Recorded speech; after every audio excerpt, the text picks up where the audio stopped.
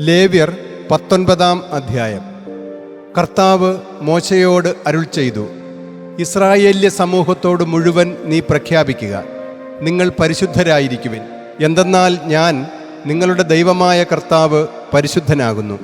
നിങ്ങൾ ഓരോ ആളും തൻ്റെ മാതാവിനെയും പിതാവിനെയും ഭയപ്പെടണം. എൻ്റെ സാബത്തുകൾ നിങ്ങൾ ആചരിക്കണം. ഞാനാണ് നിങ്ങളുടെ ദൈവമായ കർത്താവ്. നിങ്ങൾ വിഗ്രഹങ്ങളിലേക്കു തിരിയരുത്. നിങ്ങൾക്കായി ദൈവങ്ങളെ വാർത്തുണ്ടാക്കരുത്. ഞാനാണ് നിങ്ങളുടെ ദൈവമായ കർത്താവ്.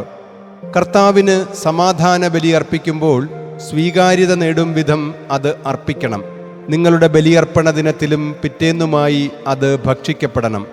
3-ാം ദിവസത്തേക്ക് അവ ശേഷിക്കുന്നത് അഗ്നിയിൽ ദഹിപ്പിക്കപ്പെടണം. 3-ാം ദിവസം അത് തുടർന്നും ഭക്ഷിക്കപ്പെടുന്നത് നിന്ദ്യമാണ്.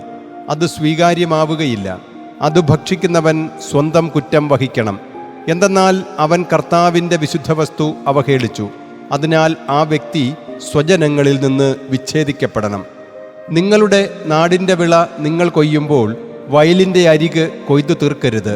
നീ നിന്റെ വിളയുടെ കാലാപെറുക്കരുത്. നിന്റെ മുന്തിരിത്തോട്ടം അടച്ചു പറിക്കരുത്. നിന്റെ മുന്തിരിയുടെ ഉദുർഫലം നീ പെറുക്കിയെടുക്കരുത്. നീ അവ പാവപ്പെട്ടവനും പ്രവാസിക്കുമായി വിടണം. ഞാനാണ് നിങ്ങളുടെ ദൈവമായ കർത്താവ്. നിങ്ങൾ മോഷ്ടിക്കരുത്, വഞ്ചിക്കരുത്, പരസ്പരം വ്യാജമായി പെരുമാറുകയുമരുത്. നിന്റെ ദൈവത്തിൻ്റെ നാമം അവഹേളിക്കത്തക്ക വിധം വ്യാജമായതിനു വേണ്ടി നിങ്ങൾ എൻ്റെ നാമത്തിൽ ആണയിടരുത്. ഞാനാണ് കർത്താവ്. നീ നിന്റെ അയൽക്കാരനെ ചൂഷണം ചെയ്യരുത്, കൊള്ളയടിക്കരുത്. ദിവസക്കൂലിക്കാരൻ്റെ വേതനം നിന്റെ പക്കൽ പ്രഭാതം വരെ വൈകിക്കരുത്. ചെകിടനെ നീ ശപിക്കരുത്. കുരുടൻ്റെ മുമ്പിൽ തടസ്സം വയ്ക്കരുത്. നിന്റെ ദൈവത്തെ പ്രതി നീ ഭയപ്പെടണം. ഞാനാണ് കർത്താവ്. ന്യായവിധിയിൽ നിങ്ങൾ അന്യായം പ്രവർത്തിക്കരുത്. ദരിദ്രന്റെ മുഖം നീ ഗൗനിക്കേണ്ട, വലിയവന്റെ മുഖം പരിഗണിക്കുകയും വേണ്ട. നീതിപൂർവം നീ അയൽക്കാരനെ ന്യായം വിധിക്കണം. നീ നിന്റെ ജനത്തിനെതിരെ പരദൂഷണവുമായി നടക്കരുത്. നിന്റെ അയൽക്കാരൻ്റെ രക്തത്തിനെതിരെ നിലകൊള്ളരുത്. ഞാനാണ് കർത്താവ്. നിന്റെ ഹൃദയത്തിൽ നിന്റെ സഹോദരനെ നീ വെറുക്കരുത്. നിന്റെ സ്നേഹിതനെ നീ ശാസിക്കുക തന്നെ വേണം. അപ്പോൾ നീ അവനെ പ്രതി പാപമേൽക്കാതിരിക്കും. നിന്റെ ജനവിഭാഗത്തോട് പ്രതികാരം ചെയ്യുകയോ പക സൂക്ഷിക്കുകയോ അരുത്. നിന്നെപ്പോലെ നിന്റെ അയൽക്കാരനെ സ്നേഹിക്കണം. ഞാനാണ് കർത്താവ്. എൻ്റെ ചട്ടങ്ങൾ നിങ്ങൾ കാത്തു സൂക്ഷിക്കണം. നിന്റെ മൃഗത്തെ ഭിന്ന ഇനവുമായി ഇണചേർക്കരുത്. നിന്റെ വയലിൽ ഭിന്ന ഇനം വിത്തു വിതയ്ക്കരുത്. ഭിന്ന ഇന നിർമ്മിതമായ വസ്ത്രങ്ങൾ നീ ധരിക്കുകയുമരുത്. ഒരു സ്ത്രീ ഒരു പുരുഷന് വിവാഹം നിശ്ചയിച്ചിട്ടുള്ളവളും പൂർണ്ണമായും വീണ്ടെടുക്കപ്പെടാത്തവളും സ്വാതന്ത്ര്യം നൽകപ്പെടാത്തവളുമായ പരിചാരികയായിരിക്കെ ഒരു പുരുഷൻ അവളോടൊത്ത് ലൈംഗിക ശയനം നടത്തിയാൽ ന്യായവിചാരണയുണ്ടാകണം. എന്നാൽ അവർ വധിക്കപ്പെടരുത്, കാരണം അവൾ സ്വതന്ത്രയാക്കപ്പെടാത്തവളാണ്. അവനാകട്ടെ കർത്താവിനുള്ള തൻ്റെ പ്രായശ്ചിത്തയാഗമായി സമാഗമ കൂടാരവാതിൽക്കൽ ഒരു പ്രായശ്ചിത്തമുട്ടാടിനെ കൊണ്ടുവരണം. കർത്തൃസന്നിധിയിൽ പുരോഹിതൻ പ്രായശ്ചിത്തമുട്ടാടിനെ കൊണ്ട് അവനുവേണ്ടി അവൻ ചെയ്ത പാപത്തെ പ്രതി പരിഹാരം ചെയ്യണം. അപ്പോൾ അവൻ ചെയ്ത പാപത്തിൽ നിന്ന് അവന് പൊറുതി ലഭിക്കും. നിങ്ങൾ ദേശത്ത് വരികയും ഭക്ഷണത്തിനുതകുന്ന ഏതു വൃക്ഷവും നടുകയും ചെയ്യുമ്പോൾ അതിൻ്റെ ഫലം നിഷിദ്ധമായി കണക്കാക്കണം.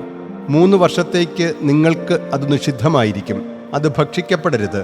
4-ാം വർഷം അതിൻ്റെ മുഴുവൻ ഫലവും കർത്താവിന് സ്തോത്രക്കാണിക്കയായ വിശുദ്ധ വസ്തുവായിരിക്കും. 5-ാം വർഷമേ അതിൻ്റെ ഫലം നിങ്ങൾ ഭക്ഷിക്കാവൂ. അങ്ങനെ നിങ്ങൾക്ക് അതിൻ്റെ വിളവ് വർദ്ധമാനമാകും. ഞാനാണ് നിങ്ങളുടെ ദൈവമായ കർത്താവ്. മാംസം രക്തത്തോടെ നിങ്ങൾ ഭക്ഷിക്കരുത്. ശകുനം നോക്കുകയോ ഭാവി ഫലപ്രവചനം നടത്തുകയോ അരുത്.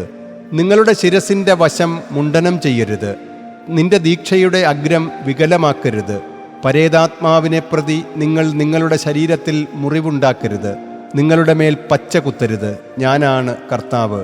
ദേശം വേശ്യാവൃത്തി ചെയ്യാതിരിക്കാനും ദേശം അഭിഹിതപേക്ഷ കൊണ്ട് നിറയാതിരിക്കാനുമായി നീ നിന്റെ പുത്രിയെ ദേവദാസിയാക്കി അവഹേളിക്കരുത്. നിങ്ങൾ എൻ്റെ സാബത്തുകൾ ആചരിക്കുകയും എൻ്റെ വിശുദ്ധ സ്ഥലത്തെ ബഹുമാനിക്കുകയും ചെയ്യണം. ഞാനാണ് കർത്താവ്. മൃതസമ്പർക്ക വിദ്യക്കാരാൽ മലിനരാകാമെന്നതുകൊണ്ട് അവരെ നിങ്ങൾ സമീപിക്കരുത്.